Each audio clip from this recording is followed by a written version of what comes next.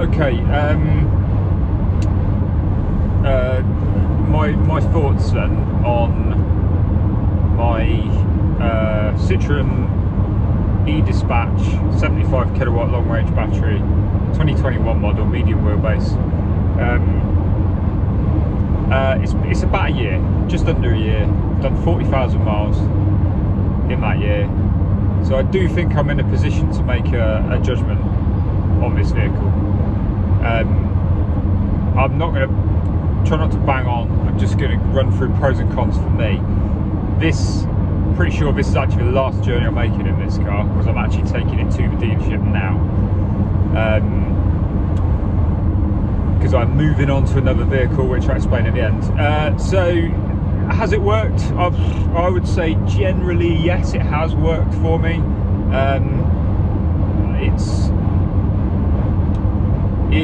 I bought it to try and save some money, really. But my job does say that I do need to run a high voltage vehicle for my job. I decided to take a plunge and go full electric, and I'd give this van a 7 out of 10, I reckon. There's some things I really like. There's a lot of things I really like about it, and there's a few things that I don't like about it. Probably guessed what they are already. So let's run through the good things first. The good things about it: the way it drives. It drives fantastically well. You can munch up the miles in this van. And I've done exactly that. But you can do hundreds of miles in this van, and you don't get backache. The seat's really comfy. The position's really comfy. There's a nice armrest here. It's quiet. It's got more than enough poke as well. Really quick off the lights, actually. It's not like ridiculously quick, but it's quicker than most vans off the lights. Up to 50 miles an hour. If it's not an electric van, it'll have to be something pretty powerful to beat you on that distance. So yeah, it's well built. You know, it's there's no the dash and all that's really nice. Steering wheel's nice and small.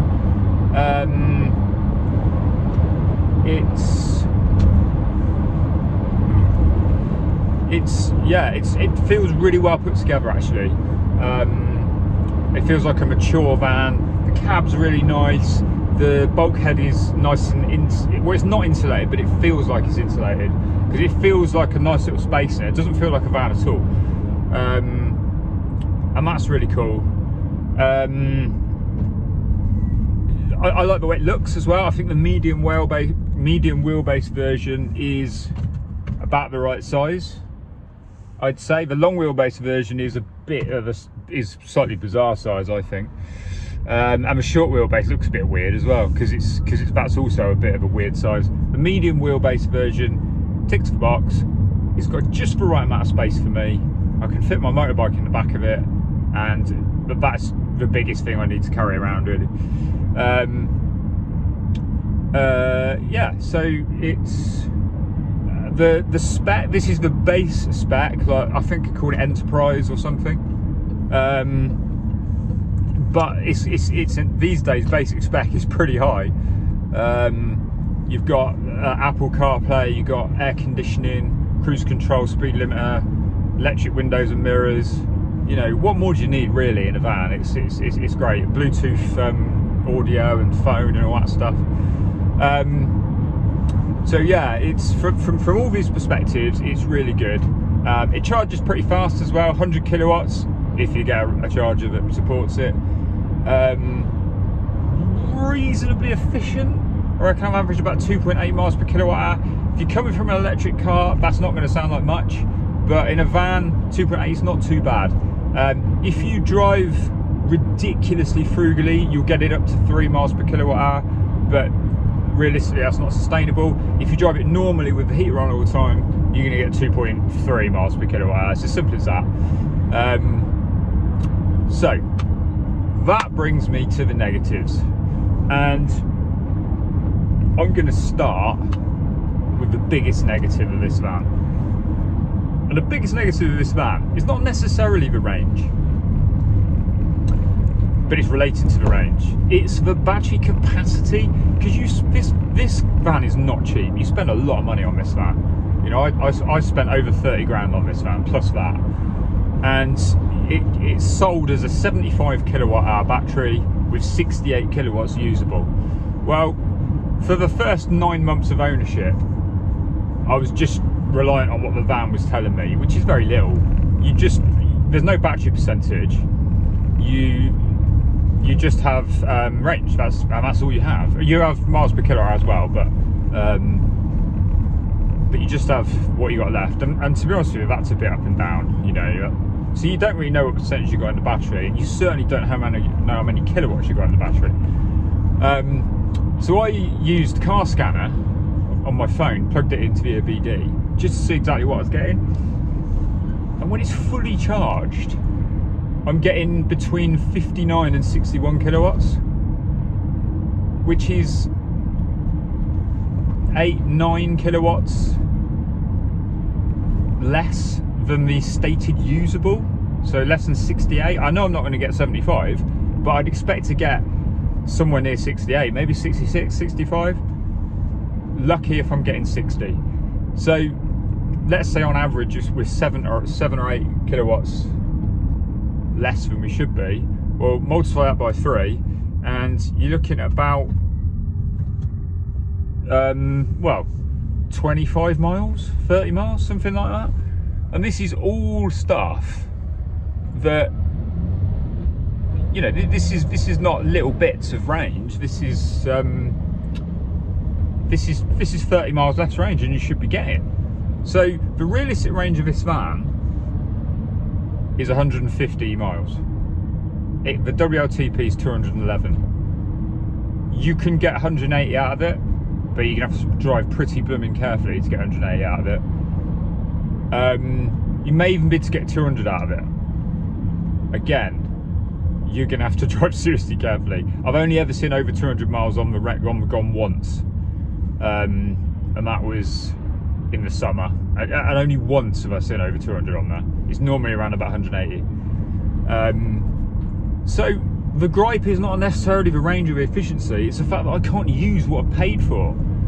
You know, you pay a massive premium for the 75 kilowatt hour version, but you're not getting the 68 kilowatts usable that you're supposed to be getting. And, you know, for me, that's a big disappointment, you know. Okay, so what other negatives are there? Well, it's very clearly a van that's been converted from an internal combustion to an electric. Like all the dials are just, instead of rev count, you've got a charge meter, and you've got this weird heater gauge thing, which it's supposed to tell you how much energy you're using in the heater or the cooling, but it's a gauge, but it's either nothing or 3/4. It's never in any other position, no matter what setting you put the aircon or the heating on. So it tells you nothing. It's just where the water temperature gauge was on the diesel. That's disappointing. No heated seat. I mean, for God's sake, you know, this is a seriously expensive van, and anyone who's driven electric knows you need to have a heated seat, because otherwise you're going to be freezing cold. No heated seat. I'm having to wire up this eBay 12 quid blooming cover job and into the 12-volt socket. It's ridiculous. It's ridiculous. What else don't I like about it? The steering it's a nice small steering wheel, but it's loads of turns lock to lock, so you end up having to go like this all the time, when it'd be so much nicer if you could just have a quick rack, you know. And I think the van would just feel so much nicer then as well. So that'd be nice. I suppose that's a relatively small gripe, but it does have quite a big effect, really. Yeah, what other negatives? God,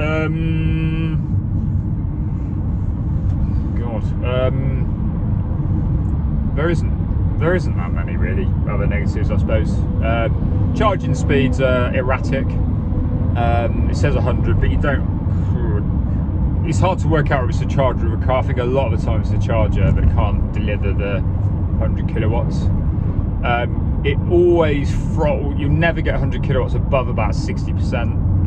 and then when you get to 90%, it always throttles right down to about 20 kilowatts, which again is fairly normal, isn't it, for most electric cars. The CarPlay is wired, that's okay. So could I recommend this van? Well, I'm actually changing it for a Volkswagen ID Buzz. I've lost a lot of money on it, but I'm hoping that in swapping it for a Buzz, I'm gonna kind of get the safety net out and just cut my losses basically. I'm pretty upset about the amount of money that I lost on it, but then it's all relative. I've done 40,000 miles in it. Buzz is a different proposition, it's got longer range, and interestingly Volkswagen quote 82 kilowatt battery. No, sorry, they quote 77 kilowatt battery, but it's actually an 82. So they don't quote what the maximum is, they quote what usable is, whereas Citroen do it the other way around, and then you don't even get the usable. Honestly, if I was getting like 66, 67 kilowatts, I might not even be selling this van, because those extra 20-30 miles are the difference between 160 miles range and 190 miles range, and that's doesn't sound like much, but that's significant. That's really significant. I do big mileage, and getting in the van and knowing you can only go 160 miles, it's not good. It's not good. I'm hoping I can get over 200 out of the Buzz, but we'll find out, I guess. If you're not doing the kind of mileage that I'm doing, I've done 40,000 miles in the last year. It's a fantastic van, actually. It will go far enough, and it charges fast enough. It's relatively future-proof. It's pretty nippy. It drives well, and it's a really decent van. But I do think it's fairly woefully overpriced when you consider that it's basically the same price as the Buzz. The Buzz might be a grand or two more, maybe. You know, the prices are fluctuating. But I think if you look at the specs of the Buzz, and to be fair, I haven't driven it yet, but the spec, every single spec knocks it out of the park, and it's only like 1,500 quid more or something, and you think, well, you know, is this van a bit overpriced? Obviously, it comes in all sorts of different flavours, doesn't it? Toyota, Fiat, Vauxhall, Peugeot. Yeah, so good van, lost loads of money. 7 out of 10. If you want a long range electric van, it does the job. But what's the future going to hold? And yeah, I'm not necessarily a critical. I'm on the fence a little bit, you know what I mean? I'm like, if you could just get those kilowatts extra, and it was just a little bit cheaper, it'd be a great van.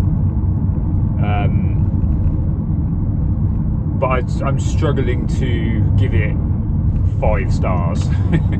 It's like 3.5 stars.